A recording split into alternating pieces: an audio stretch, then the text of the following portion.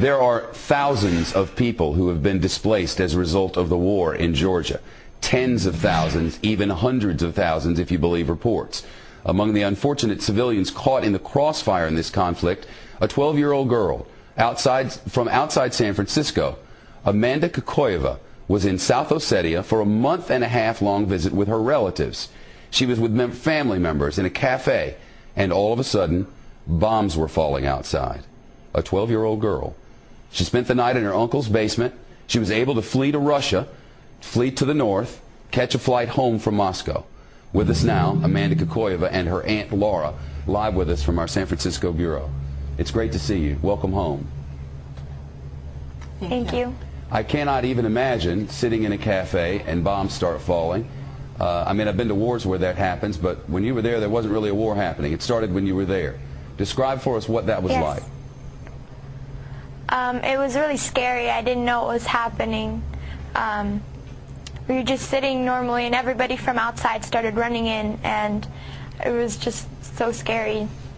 Where did you go? What did you do?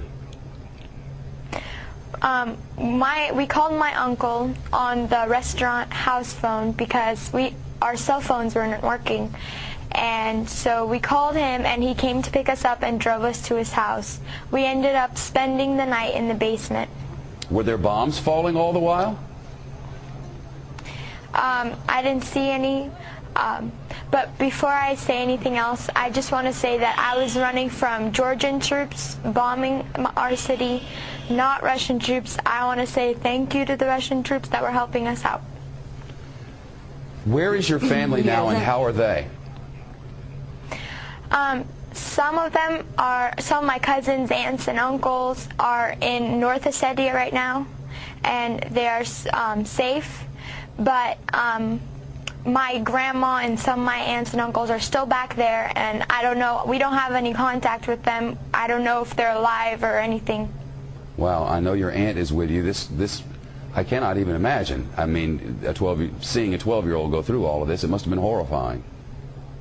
Yeah, it was horrifying for all of us, and main thing I wanted to say on the television, I want you to know to whom to blame on this conflict. That's Mr. Saakashvili, who started this war, and Mr. Saakashvili, who is aggressor, and who in 2 days my people, Ossetian people, were killed and were bombed, and 2,000 people were killed in 1 day, and that's what I am against. I would never cut you off. Unfortunately, a commercial break will take us there in 4 seconds, whether we like it or not. I'll bring you back after the commercial. You don't want to hear that. I'll be right back with you. Stay by. Back with us from San Francisco. This program ends in less than a minute, but I want to give you 30 seconds to complete your thought. So go ahead. Yes, my house is burned in South Ossetia, where I lived, and we can blame only one person, and Georgian government. I'm not blaming Georgian people. I'm blaming Georgian government, and he has to resign. Well, that's certainly what the Russians want. If I had more time, you would get it, but I have but 5 seconds. Thank you both. The young girl's a hero in San Francisco, and understandably, there are gray areas in war.